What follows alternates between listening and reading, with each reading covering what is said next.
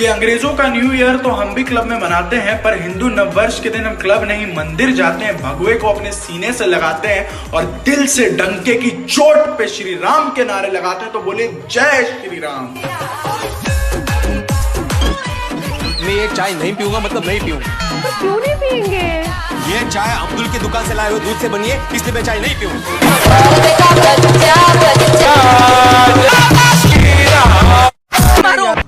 हमें जानकारी मिली है कि अभी 1-2 दिन पहले कभी भी बच्चे जो तिलक लगाकर आते हैं तो यहाँ पर आपके स्टाफ में से किसी ने उनके तिलक खुदवाए और धुलवाए। हमारे स्कूल में बहुत सारे बच्चे इसे के तिलक लगा के आते हैं, लेकिन हमने मना नहीं किसी के साथ किया है क्या? किसी के साथ हुआ है क्या? इसके बारे में मैं जानकारी ले रही। आपको है जानकारी? कल ही उसके पेरेंट्स भी आए थे, आपको है जानकारी? आए थे, आपकी बात हुई थी?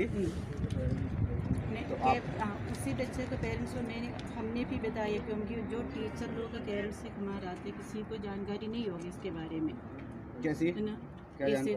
ऐसे तिलक, क्योंकि आप लोगों का संस्कार की भाग है तो तिलक लगाते या नहीं लगाते, समझ में आ गया। तो टीचर को इतना जानकारी नहीं होगा, मैंने टीचर को समझा। टीचर को क्या जानकारी नहीं होगा कि हमारे संस्कार क्या है? यूँ और गुरु है वो यहाँ पढ़ाने आ रहे हैं, हम उनके टीचर है, ठीक है। और उनको गुरु किसने बना दिया? फिर अगर उनको ये जानकारी नहीं है तिलक हम हिंदू है जैसा भी लगाएंगे क्या लगाएंगे? सनातन के प्रति एक्टिव ही नहीं तो क्या मालूम? देखिए मैम, बच्चा फर्स्ट क्लास से तो 12th तक या 10th तक पढ़ता है, लेकिन उसको अगर अपन 1 में 4th में सिखा देंगे ये चीज़ कि आप तिलक मत लगाओ, ये मत करो, तो वो धर्म से भटक जाएगा।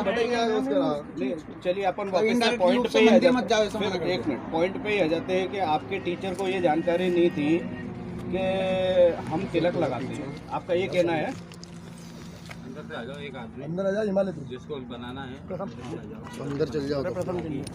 हमारा इतिहास यहाँ से जुड़ा हुआ है। हम सारे के सारे लोग अरब से चल करके यहाँ नहीं आए हैं, हम यहीं पे पले हैं, बढ़े हैं। और उस धर्म की जो खासियत थी और जो पुराने धर्म थे जिसमें छुआछूत था, उसकी वजह से लोगों ने छोड़ करके इस धर्म को अपनाया है, क्योंकि ये पीस की बात करता है, बराबरी की बात करता है। मस्जिद में जो है ऊंच नीच नहीं होता है। इस आधार पर हम इस धर्म को अपनाए हैं, इसको छोड़ करके हम नहीं जाएंगे। करके हम खुद को भी बचाएंगे और अपने जो है कौम को बचाते हुए इस देश को भी बचाएंगे। ये हमारी बुनियादी जिम्मेदारी है। अरे अल्लाह के पास बहुत ताकत है, अल्लाह ताला हमारी रक्षा करेगा।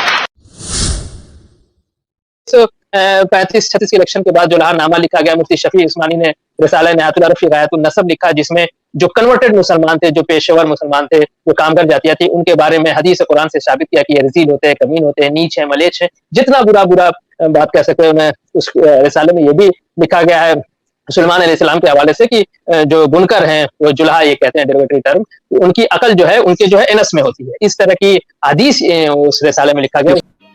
समझ रहे हो? समझ रहे हो ना? कई दिनों तक मैं झुग्गियों में रहा, खुद भी एक झुग्गी लेके मैं वहीं झुग्गियों में रहता था। मैं देखना चाहता था इस देश के गरीब का दर्द क्या है। हम इतना बच्चे लेके, मेरे पोती भी है, बहू भी है, मैं लेके कहाँ जाऊँ इतना बच्चे अपने? और धमकी देके गए हैं, जैसे झुग्गी बनाओगे ऐसे ही मारेंगे, मार के यहाँ पे दिन दोबारा।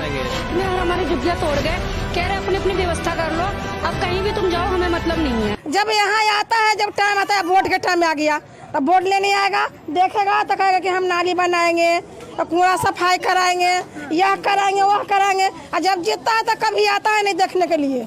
पब्लिक या मारे या चाहे जिया झुग्गी झोपड़ी में। वोट लेने का रहता है तो कहवे करता है कि हम सही करेंगे, वह करेंगे। लेकिन अब वो वोट पड़ गया, जीत गया, अपना घर में बैठा है।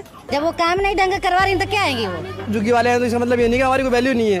हमारे वजह से नेता लोग बनते हैं, हमें भूल जाते हैं इलेक्शन के बाद। सब ऐसे ही वादे करके जाते हैं कि करेंगे, फिर ऐसे ही हो जाता है। फिर हमें ऐसा ही रहना होता है। कोई भी सरकार बनेगा फिर हम लोग ऐसे ही रहेंगे। मारो मुझे, मारो मुझे।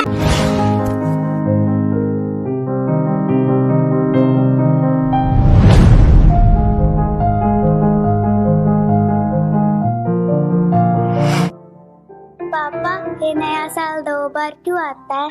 नहीं बेटा, नया साल तो साल में एक बार ही आता है, 1 जनवरी को। नहीं पापा, एक अंकल घर आए थे, वो मुझे भगवा रंग का झंडा देकर गए हैं और मुझे बोल कर गए हैं, ये लो बेटा, नए साल वाले दिन इस झंडे को अपनी छत पे लगा लेना। ठीक है अंकल जी। ओके बेटा।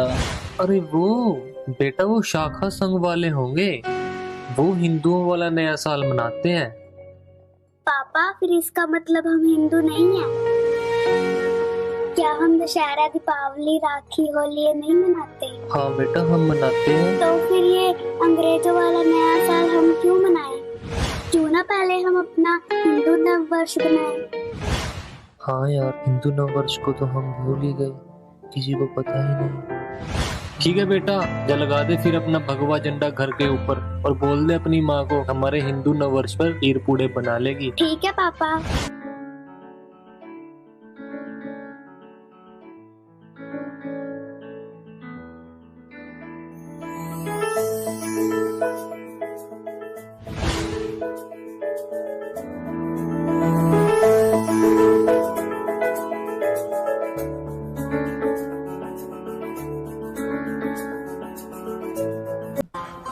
Alhamdulillah.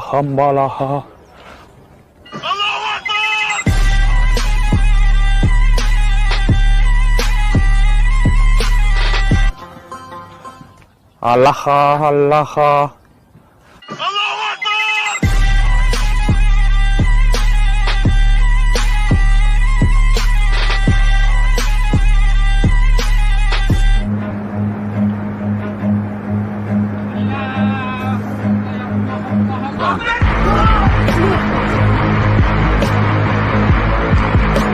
Allah baya bi.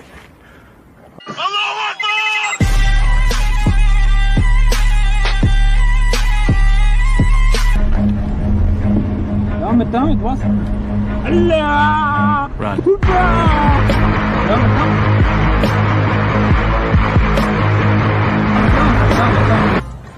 Khalafatu.